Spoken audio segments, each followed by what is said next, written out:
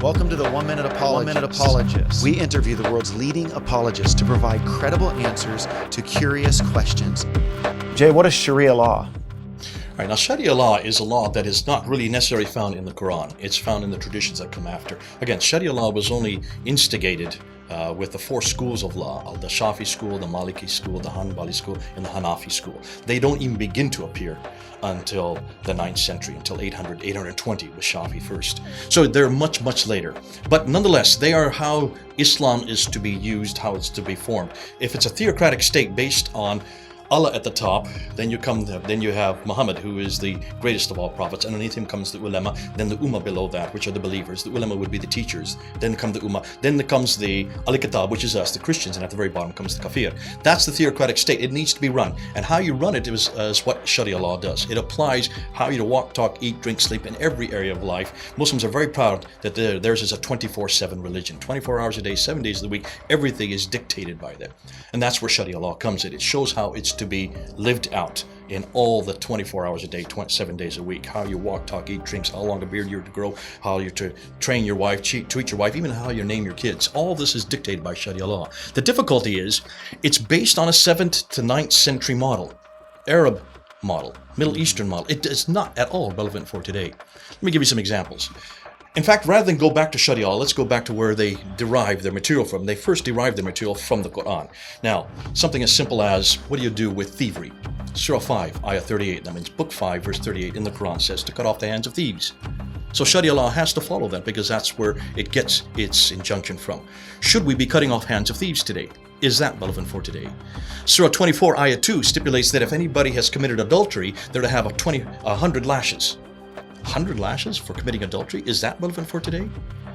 And when you talk about women, just take a look and see what it says about women. Now, when I look at women and what Sharia law says about women, just need to look at two surahs, Surah 4 and Surah 2. In Surah 4, Ayah 3, it says a man can have up to 4 wives, not the other way around. Is that relevant for today? Should we allow polygamy? Verse 11 says that a man has twice the inheritance, or a boy has twice the inheritance of his sister when the father dies. Is that relevant for today? Surah 4, Ayah 24 says that a man can have as many concubines, that which his right hand possesseth, that means slaves of war. In and of itself, is that relevant? As many women that he possesses above and beyond the 4 wives. And then verse 34, Surah 4, Ayah 34 says that if a woman disobeys her husband, he can beat her. Do you want to see that brought in to the United States? In Surah 2, Ayah 282, it stipulates that a woman has half the testimony in court of a man. Do we want to see that brought into court? And then Surah 2, Ayah 223 is one of the most difficult verses of the Quran. It says that a woman is a tilth for her husband and that a man may till his wife. That means may plow her anytime he wants, anywhere he wants, sexually. Horrendous verse. Is that relevant for today? A few verses later in verse 230 in Surah 2, it says that a man can divorce his wife if simply by saying talaq, I divorce you 3 times. Talaq is the word in Arabic. Once he has done the 3rd time, if then the next morning he decides to bring her back, he cannot do that. That woman has to marry another man, has to consummate that marriage. He then has to divorce her before the first man can have her back. Now, is that relevant for today? Now, I'm just showing you a few verses in the Quran of which the Sharia law then expounds upon. Sharia law has to take every one of these verses and applies it to every day, to every situation.